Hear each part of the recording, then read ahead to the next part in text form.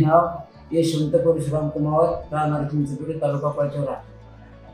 माझी आई ही मोठ्याहून पडली।